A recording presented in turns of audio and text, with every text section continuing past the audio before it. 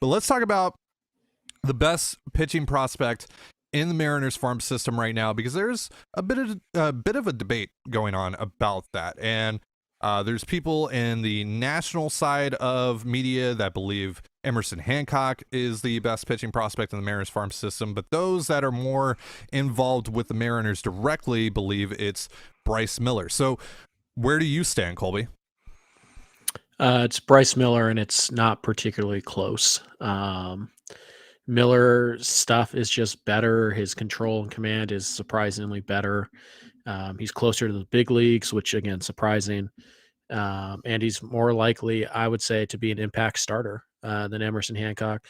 And he also carries a higher floor because the floor of Hancock is probably mid reliever.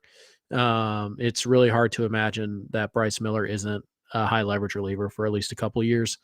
If he ultimately can't start. So yeah, for me, it's Miller. He's just better at everything. Um, Hancock is still a pretty good prospect. I know I've been hard on Emerson Hancock's prospect status, but he's still overall a very solid pitching prospect. He's not, he's not bad by any stretch, but Miller's just significantly better at just about everything. But the real big difference is the fastball value. Miller has a fastball that gets swings and misses in the zone, which is something that Hancock's fastball just really doesn't at this point. It's not a huge velocity gap between the two either. It's not like Hancock's, 89, 90 and Miller's 98. Both are, in the 95, 96 range. Miller has a little more gas, but not much more.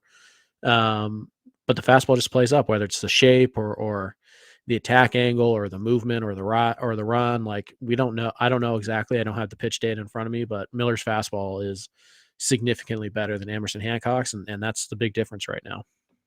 Yeah, I think Hancock has the deeper repertoire, but right now it's not all coming together. And of course, he's dealt with some injuries, and he's had just a weird start to his professional career in general, being drafted, in the middle of the pandemic and all that. Or really right at the height of the pandemic, and Miller's just had just an overall better start to his professional career, and also I think that there's a better chance of him being a quality major leaguer than Hancock at this point, because Miller, even if it doesn't work out for him in the rotation, there's a high leverage reliever in there, like a legitimate, like, potential elite reliever, like how we viewed Matt Brash. Right. So at the very least, you're getting that out of Miller. I think that's a pretty safe bet at this point, just seeing the way that he's developed over the last year and a half. Hancock, meanwhile, there's questions. There's questions about his durability. There's questions about his fastball. And there's just questions about how he's going to get into this rotation in general, because there are quite a few guys ahead of him right now. And honestly, I would even say at this point, I'm not saying that he's a worse prospect than Taylor Dollard, but I think there's a non-zero chance that the Mariners view Taylor Dollard ahead of Hancock in terms of just major league viability at this point right now. So yeah, there's a lot of questions with Emerson Hancock that should give anyone pause when looking at his profile. I'm still a believer, though, because there are 4 legitimate pitches. He just needs to get more value out of his fastball, because everything begins and ends with that.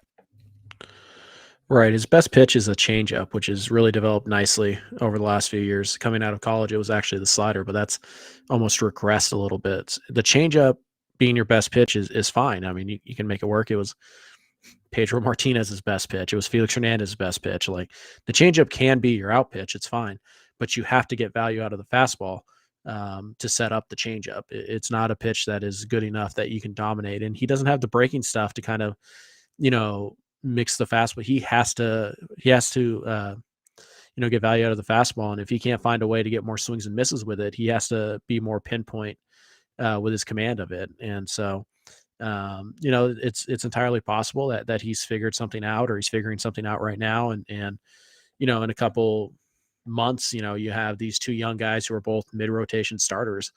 And it's a great problem to have, but we just haven't seen it yet. So, assuming that it's going to happen because of essentially draft stock where these guys were selected, that's a fool's errand, because Miller has surpassed Emerson Hancock. And I don't know that it's I don't know that's all that close. I don't think there's a real debate to be had here. It just Miller's better right now than Mhm. Emerson Hancock, and like you said, you're not giving up on Hancock. You're not throwing him away in a trade for just anything you can get.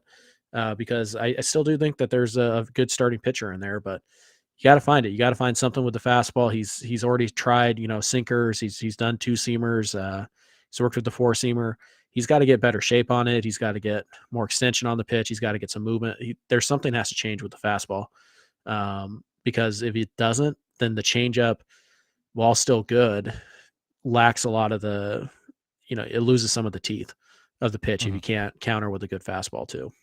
Yeah, if you can't miss bats with a fastball, it's going to impact the rest of your repertoire, like Colby is saying. So that has to be his primary goal heading into this year. Now, I alluded to some folks on the national side of things viewing Hancock as a legitimate top prospect.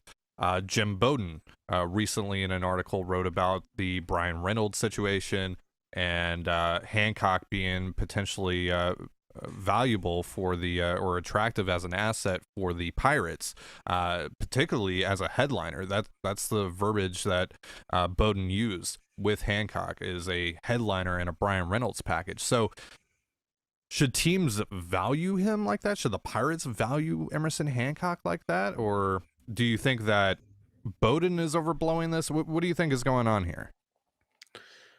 I I don't know how other teams should value Emerson Hancock because, in particular with the Pirates are a team that traditionally, this might have changed over the last few years, but traditionally they've placed heavy emphasis on fastballs. They throw a lot of them, um, and we've seen guys leave Pittsburgh and start to use their breaking balls more, like Joe Musgrove and Garrett Cole, and it turns their career around.